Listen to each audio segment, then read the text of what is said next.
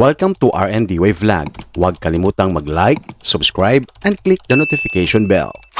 Alin nga ba sa dalawang MRF ang kukunin ng Pilipinas? Ang KF-21 na gawa ng Korea Aerospace Industries o ang F-16 na gawa ng Lockheed Martin ng USA? Yan ang tatalakayin natin sa videong ito. Isang napakahalagang paksa sa larangan ng aerospace at defense. Ang laban ng dalawang makapangyarihang fighter jets, ang KF-21 mula sa South Korea at ang F-16 mula sa Lockheed Martin na kasalukuyang nasa shortlist para sa Philippine Air Force. Paano makakaapekto ang desisyong ito sa national security at defense capabilities ng Pilipinas? Tara, alamin natin. Ang Pilipinas ay patuloy na nagsusumikap na palakasin ang kanyang military capabilities, partikular na sa air defense sa harap ng mga hamon sa seguridad tulad ng territorial disputes sa West Philippine Sea at ang pagtaas ng militarisasyon sa rehiyon. Ang modernization program ng Armed Forces of the Philippines ay naging pangunahing prioridad ng gobyerno. Isang bahagi ng programang ito ay ang pag-upgrade ng aerial capabilities. Matapos sa mga taon ng pag-asa sa lumang aircraft, nagdesisyon ang Pilipinas na bumili ng modernong fighter jets upang mapabuti ang kanilang air defense at operational readiness. Ngayon, ang KF-21 at F-16 ay nasa gitna ng debate kung alin ang mas angkop para sa kanilang mga pangangailangan. Unahin natin ang KF-21 na kilala rin bilang Buramay. Ito ay isang advanced multi-role fighter jet na binuo ng Korea Aerospace Industries at isa sa pinaka-advanced na proyekto sa South Korea. Ang KF-21 ay naglalayong makipagsabayan sa mga modernong fighter jets sa mundo at idinisenyo ito para sa air superiority at ground attack missions. Isa sa mga pangunahing katangian ng KF-21 ay ang kanyang advanced avionics, stealth capabilities at high maneuverability. Sa pamamagitan ng mga ito, nagiging mas epektibo ang mga piloto sa mga combat scenarios. Ang jet na ito ay may kakayahang mag-carry ng iba't ibang uri ng armas mula sa missile hanggang sa precision-guided bombs na nagpapalawak ng versatility nito sa iba't ibang uri ng operasyon. Ang KF-21 ay mayroon ding futuristic design na sinusuportahan ng state-of-the-art technology na nagbibigay sa mga piloto ng superior situational awareness at tactical advantage. Mahalaga ito sa mga modernong laban kung saan ang bilis at impormasyon ay susi sa tagumpay. Ngayon tingnan naman natin ang F-16. Isa sa mga pinakamatagal ng fighter jets sa buong mundo, ang F-16 Fighting Falcon ay patuloy na pinapabuti ng Lockheed Martin at kilala ito sa kanyang agility, versatility at proven track record sa maraming combat scenarios. Maraming bansa ang gumagamit ng F-16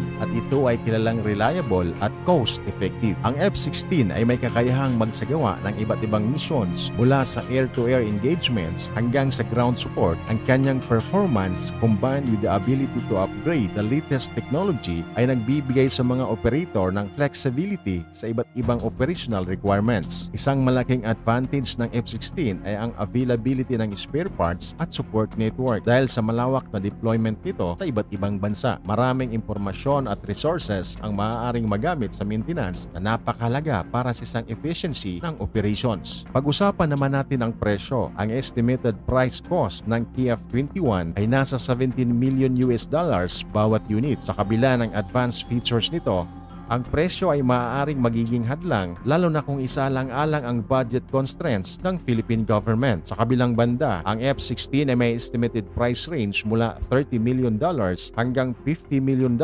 depende sa variant at upgrade. Ang affordability ng F-16 ay isa sa mga dahilan kung bakit ito ang naging popular sa maraming bansa. Kung affordability ang pag-uusapan, malinaw na mas mura ang F-16 kumpara sa KF-21 na maaaring magiging malaking salik sa desisyon ng Pilipinas. Ngunit hindi lamang presyo ang dapat isalang-alang. Mahalagang pagtuunan din ng pansin ang operational cost at support. Ang F-16 ay kilala sa mas mataas na availability ng spare parts at maintenance support. Ang pagiging widely adapted nito ay nagbibigay daan sa pagkakaroon ng robust support network na nagbibigay ng seguridad sa mga operator. Ngunit sa kabilang banda, ang KF-21 bilang isang bagong modelo ay maaaring magkaroon ng mas mataas na maintenance cost sa simula dahil sa limited production at mas bagong technology, maaaring may mga hamon sa logistics at support na kailangang harapin. Gayunpaman, habang lumilipas ang panahon at unti-unting lumalawak ang produksyon ng KF-21, maaaring mas accessible ang support at spare parts nito. Huwag din nating kalimutan ang mga strategic implications ng desisyon na ito. Ang pagkakaroon ng advanced jets tulad ng ng KF-21 ay maaaring magpadala ng mensahe sa mga kaaway at magpapatibay ng defense posture ng bansa. Kung ang Pilipinas ay pipili ng KF-21, ito ay maaaring umangat sa level ng modern Air Force sa rehiyon. Ngunit ang proven capabilities ng F-16 ay hindi dapat ipagsawalang bahala sa mga sitwasyon ng kagipitan. Ang pagkakaroon ng reliable at tested na aircraft ay maaaring mas maging critical. Ang F-16 ay may solidong reputation sa mga international missions na nagbibigay din sa kanyang halaga sa mga operational scenarios. Sa mga susunod na buwan, inaasahan nating makikita ang mas detalyadong pagsusuri at mga pag-uusap sa pagitan ng Philippine government at mga manufacturer ng KF-21 at F-16. Ang mga desisyon ukol sa aircraft procurement ay dapat isaalang-alang hindi lamang ang presyo at features kundi pati na rin ang long-term sustainability at compatibility sa existing systems. Mahalaga ring banggitin na mayroong mga potential partnerships at training programs na maaaring makuha ng Pilipinas mula sa mga bansang gumagamit na ng F-16. Samantalang ang KF-21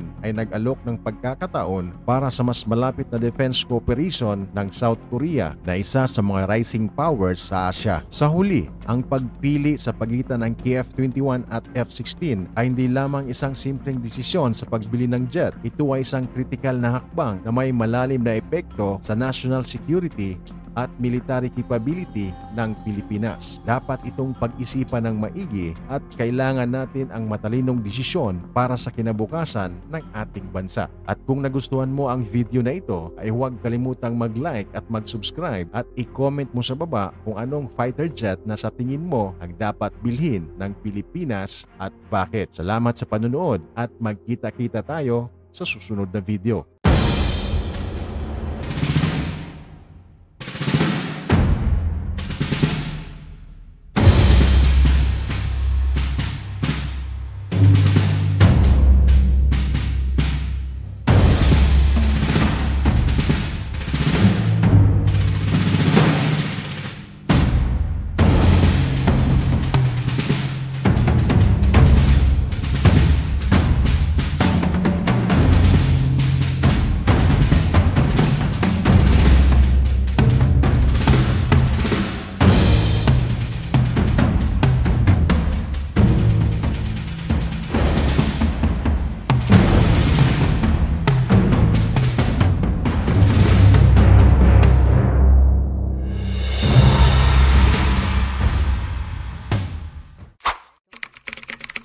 Huwag kalimutang mag-like, subscribe, and click the notification bell.